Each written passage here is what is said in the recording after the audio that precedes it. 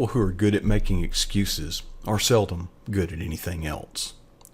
Now, as a coach, if you're going to build a winning team, excuses must be eliminated, period. It's the first and very foundational step in building personal accountability. Now, excuses are born of failure, and failure is the opposite of success. So if we're going to move towards success, there can be no excuse for excuses. Now let's look at the anatomy of excuses. Now we've already established that failure is the incubator of excuses. Failure is undesirable. Therefore, we must rationalize. That is, tell rational lies the realities away. Otherwise, the failure is attributed to us personally, and that affects our self-esteem. You see, excuses are more than just a method of avoiding the consequences. It's a defense mechanism to preserve our self-esteem. Now, what excuses do is they build a bridge psychologically between the practical and the real to the hypothetical. They obfuscate the observed fact and introduce doubt and then venture into the theoretical. For example, the observed fact is you ran the red light. The theoretical is, well, officer, the sun was in my eyes. Now, the argument attempts to transition from the practical observed fact that can be proven to what it must have been like to see this through the eyes of the person who was actually behind the wheel at the time. Now, that requires us to go backwards in time. That isn't possible. So we can't replicate it, therefore the excuses tend to work for us. Now, excuses are vehicles that we use in our journey from the world of the real facts to the world of fiction and fantasy. Now, maybe this is all a little too abstract, so let me give you just a few examples from my experience playing football. Player. I couldn't catch the ball because the pass was over, or perhaps underthrown. The coach would say, if you can touch it, you can catch it. Now, what our coach did is he brought in 2 huge mounds of sawdust.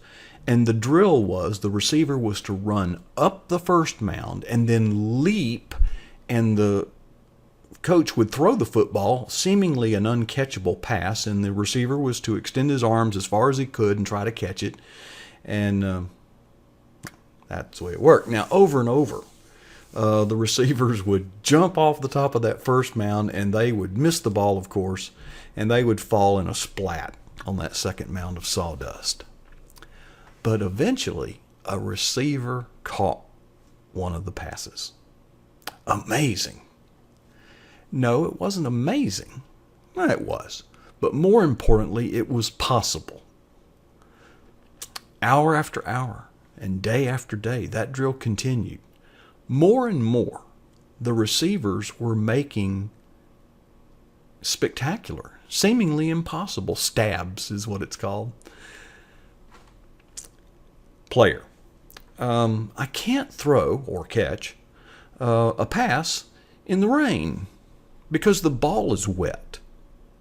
The coach would say, learn to throw a wet football. Well, what our coach did is he filled up this 55-gallon drum with water, and he had a bunch of footballs there, and he would dunk the football in the water and hand it to the quarterback, who was to throw a short pass to a receiver. Now, when we first began this drill, the coach would tell the quarterback and the receiver, slow motion. We're not concerned with speed. And after a while, the quarterback would throw a pass and the receiver would catch it. And once that was mastered, the coach would gradually increase 2 things: the tempo between the passes and how fast you do it, and the length of the route the receiver was running. After a while, the quarterback was able to throw long bombs to a receiver, and the receiver was able to catch the wet football. Player. I am tired, coach. This is beyond the limits of human endurance. To which the coach would say, No, you're not tired. You're just not inspired. Now, our coach would set up four orange traffic cones at the corner of the football field, and when we were told to run laps, woe be unto anyone who cut inside those cones. But we were clever. What we would do is we would kind of bunch up as we were running, so we weren't alone, and one of the players would kind of kick that cone infield a little bit, and then next time around we'd kick it in some more, and by the end of the time we were running laps, that cone was at least a yard infield of the corner. We thought we were pretty clever. I remember one hot August day in Florida. We were running laps, and we were beyond tired. We were running at a pace that you could walk faster. We were legitimately exhausted. And of course, we bunched up in a group approaching the corner, except one guy. One guy was on the 40-yard line on the opposite side of the field. He was on his hands and knees, throwing up violently and uncontrollably.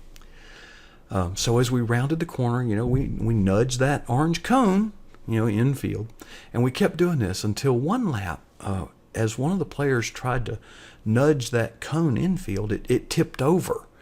And did you know that beneath that cone was a rattlesnake?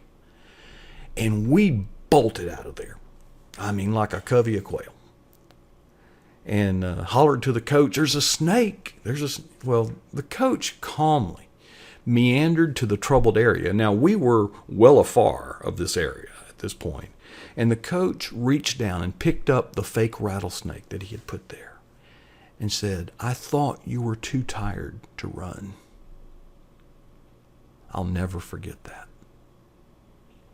He'd been putting that snake under those cones for days. He knew we were kicking that cone infield. He's the one that picked him up after practice. I'll never forget that lesson. I could go on and on with examples like that.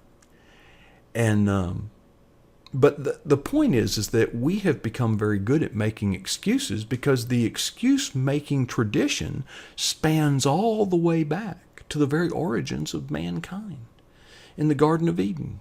Remember? Adam and Eve had eaten the forbidden fruit, and God approached them. Actually, he confronted them in the garden. What did Adam say? "God, I hid because I was naked." He went on to say, "That woman you gave me, she gave me the fruit, so I ate it. I didn't know." And what did Eve say? "Oh God, the serpent, he deceived me." What's your excuse for making excuses?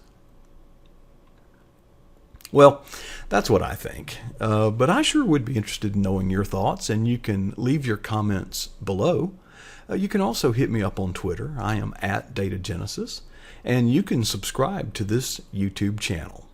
You can also check out my blog site. That would be datagenesis.wordpress.com. I think we all struggle with excuses, and I have found a place where I get together with several other believers, and we hold one another accountable. But we do it in a way that is not self-righteous or judgmental, because we all want to purge excuses from our lives. It's PJNet's chat room, and it's open 24 hours a day. Now, you may have been to other chat rooms, or maybe you're afraid to go to chat rooms, but I would encourage you to visit, because this is a lot more than just a chat room. It's a group of mature believers, both men and women, but as we chat, we are also watching inspiring videos. This is one of them. And we have videos from other contributors, mature Christian men and women. And we also do more than have a holy huddle. We are actually exporting a message of hope and strength and encouragement using Twitter. You can actually tweet 50 tweets on a topic without typing a single word. We sure would like to see you. I hope you'll give it a visit. If not, what's your excuse?